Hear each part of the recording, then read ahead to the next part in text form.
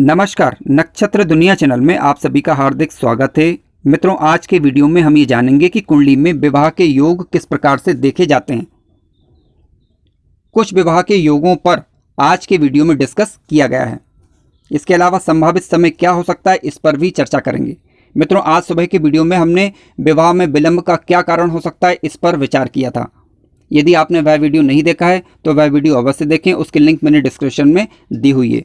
यदि आप चैनल पर नए हैं तो चैनल को सब्सक्राइब भी करें। आइए शुरू करते हैं। मित्रों, जैसा कि आप जानते हैं, कुंडली का सप्तम भाव विवाह के लिए काफ़ी महत्वपूर्ण भाव माना जाता है। सप्तम भाव में जो राशि का अंक लिखा होगा वही आपका सप्तमेश ग्रह कहलाता है। सप्तम भाव से हम विवाह कब होगा, विवाह में देरी का कारण, विवाह में आने वाली समस्याएं, इन सभी को सप्तम भाव से ही देखा जाता है और सप्तमेश की स्थिति पर विचार किया जाता है। यदि सप्तमेश ग्रह कुंडली के सप्तम भाव में ही उपस्थित हो तो ये काफ़ी अच्छी और श्रेष्ठ स्थिति कही जाती है। हालांकि सप्तमेश ग्रह यहाँ पर बलवान होकर बैठा हो तो विवाह में ज़्यादा विलंब नहीं होता। ये कह सकते हैं कि समय पर विवाह व्यक्ति का हो जाता है और दाम्पत्य जीवन के लिए भी ये सुखदायी कहा जाता है यदि सप्तमेश ग्रह कुंडली के सप्तम भाव में उपस्थित हो पर्याप्त अंशबल के साथ। ये एक इसका कारण है कि विवाह में ये सहायक होता है। अब जब कभी भी सप्तमेश ग्रह की दशा या अंतरदशा आपके जीवन काल में आएगी और गोचर का उसके साथ मिल जाएगा तो विवाह हो जाता है।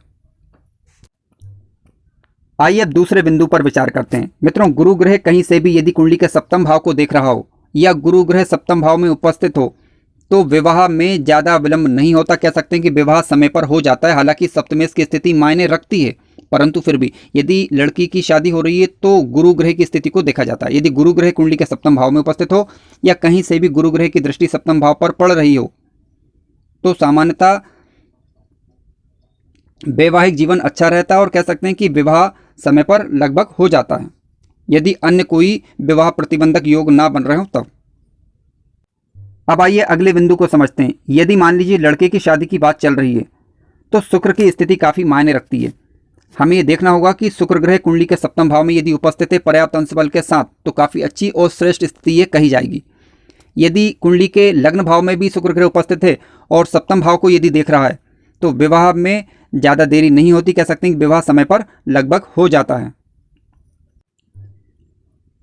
अगली बात, यदि सप्तमेश के मित्र ग्रह कुंडली के सप्तम भाव में बैठे हुए हैं, यदि सप्तमेश ग्रह जो भी आपका बन रहा है यदि उसके मित्र ग्रह कुंडली के सप्तम भाव में बैठे हुए हैं या कहीं से भी सप्तम भाव को देख रहे हैं, उनके पास बल होना चाहिए। लेकिन ये ध्यान रखना हमें कि निर्बल होकर ना बैठे हों, ठीक है।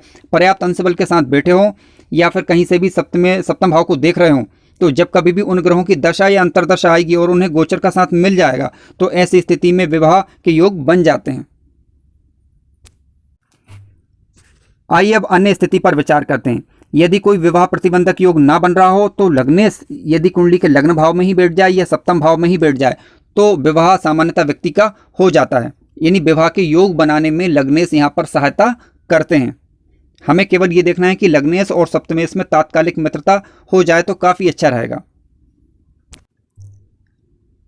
मित्रों, यहाँ पर अब कुछ प्रश्न हो सकते हैं, जैसे कि मान लीजिए कि किसी व्यक्ति की कुंडली में सप्तमेश के मित्र ग्रह भी बैठे हुए हैं, ठीक है, लेकिन उनकी दशा अंतरदशा में विवाह नहीं हो रहा है। ऐसा क्यों? तो देखिए, यहाँ पर जो विवाह में विलंब के कारण उन पर भी हमें विचार करना होगा, जिसका वीडियो आज सुबह हमने अपलोड किया था, आप उसे अवश्य देखें। तो सारी बातों को समग्र रूप से देखें। यानी मान लीजिए सप्तमेश के मित्र ग्रह सप्तम भाव में बैठे हुए हैं लेकिन यदि उनके पास अंश बल में वो कमजोर हो रहे हैं, यानी निर्बल होकर बैठे हुए हैं या नीच के होकर बैठे हुए हैं या पीड़ित होकर बैठे हुए हैं, तो वो सहायता किस प्रकार से कर पाएंगे? यानी उनकी दशा या अंतरदशा में वो ज़्यादा सहयोग नहीं कर पाते। तब हमें क्या करना होगा? उनसे संबंधित उपायों को करना होगा। ऐसी स्थिति में फिर वह हमें सहयोग कर सकते हैं। हालांकि सप्तमेश की ग्रह स्थिति, सप्तमेश की स्थिति और शुक्र की स्थिति और गुरु की स्थिति मायने रखती है, तो हमें गुरु और शुक्र को भी देखना होगा। बिना गुरु और शुक्र को देखे और सप्तमेश को देखे हम ये निर्णय नहीं कर सकते कि विवाह योग बन ही जाएगा, ठीक है। यानी सारी बातों को समग्र रूप से आप देखें। गुरु शुक्र का सपोर्ट यदि मिल रहा है या फिर सप्तमेश का सपोर्ट मिल रहा है तो सामान्यतः विवाह के योग बन जाते हैं। लेकिन कई बार होता क्या है कि ग्रह अंशबल में कमजोर होने के कारण उन अपनी दशा या अंतरदशा में पूरा सहयोग नहीं कर पाते, तो ऐसी स्थिति में हमें उन्हें बल देना होता है। इसके लिए आप किसी अच्छे विद्वान ज्योतिषी से संपर्क कर सकते हैं या फिर किसी अच्छे पंडित जी से संपर्क कर सकते हैं, उनकी राय ले सकते हैं। मित्रों, उपाय के लिए मैंने काफ़ी पहले एक वीडियो बनाया हुआ था, उसकी लिंक भी आज के वीडियो के डिस्क्रिप्शन में आपको मिल जाएगी, उसे अवश्य देखें। उसमें एक उपाय बताया गया है, काफ़ी कारगर उपाय है, आप चाहें तो उसे कर सकते हैं। मित्रों, वीडियो यदि अच्छा लगा हो तो लाइक ज़रूर करें और चैनल पर नए हो तो सब्सक्राइब भी करें। धन्यवाद।